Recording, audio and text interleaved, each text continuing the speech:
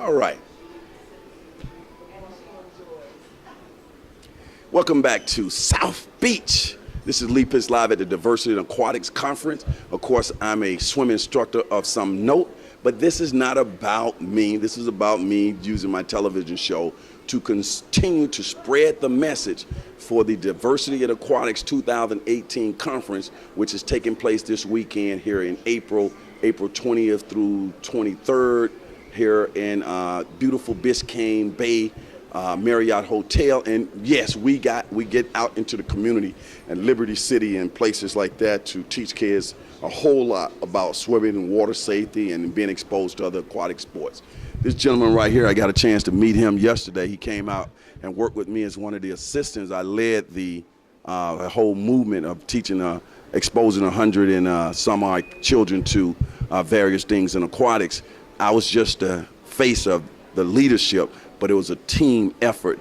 The Diversity in Aquatics, Swimming and Water Safety, and Water Sports Festival. So let's get your full name, my friend. My name's Nate Tschohl. Nate Tschohl has just come to this conference for the first time and just jumped right in. Nate, tell us where you're from and what organization you're with. I'm from Virginia Beach, Virginia, and I work with the International Water Safety Foundation. We've been doing International Water Safety Day for 6 years now, and we also help raise money through a fundraiser called a Treadathon. Okay. How did you first hear about this conference? Well, Sean and me coached together on Tidewater Aquatic Club a long time ago, and we've always stayed in touch. And he told me about the drowning disparity numbers, and I was like, that's crazy. You know, being a swim coach and having all the swimming background, you thought you would have known that, but I didn't. Know it now, though. So that's when I started helping out with International Water Safety Day, and it's kind of just taken off since then. It just seemed like you have a natural love of people, and especially children, and helping children achieve their goals. Where did that come from? I think it's just, I think people are born that way, to be honest with you. I was a coach for a long time, and now I coach a master's team, which is a little different. But, I've taught a lot of kids over the years in other countries, foreign countries, right. And they're all the same, right? That's my next question. I noticed that you have this ability to work in all types of people, diverse communities. You're comfortable. You can tell you're comfortable. Even in the black community, you're comfortable with all the brothers. You around all different nationalities all the time. Yeah, right. Yeah, for sure. But I think when you come from a family that has always preached that color doesn't matter, then I think you grow up that way. But yeah, people are people. Right. I'm saying that to lead to this next thing, diversity in aquatics. Sure, we're focusing on the high drowning percentage of minorities in particular age groups and the little boys and drowning stats disproportionately. But we have people here of all diverse backgrounds, all different occupations. You've gotten a chance to meet some, right? Oh, yeah, for sure.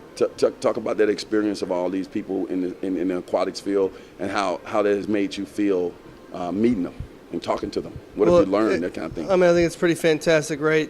You're seeing people from that don't even speak English that are here, and we had a translator. We just did a big event in Mexico City, and they got to present just like about an hour ago, talking about International Water Safety Day and everything that they got to do locally here and then globally in Mexico.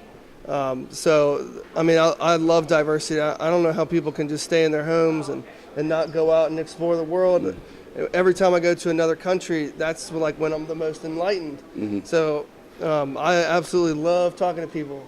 I'll pick their brain, especially if they're from another place. That I haven't been. I want to talk to them about it, right? The networking here has just been terrific. Every time I've looked around, I've seen you exchanging business card with somebody, having a little sidebar conversation. Sure. Tell us about I'm saying this to encourage other people who are watching to make sure they're here in 2019. How about the networking? Has it been worth your while? Oh, networking is what you make of it, right? I'm a salesperson, so networking it's part of the whole thing. Right. It really is. If I'm surprised more people aren't coming because it's such an intimate setting. you're forced to build relationships with people immediately, Mm-hmm. and it's just a couple days, but it's really a fantastic time to really meet people instead of being a 300-person conference where you kind of just get sucked It into will eventually be that.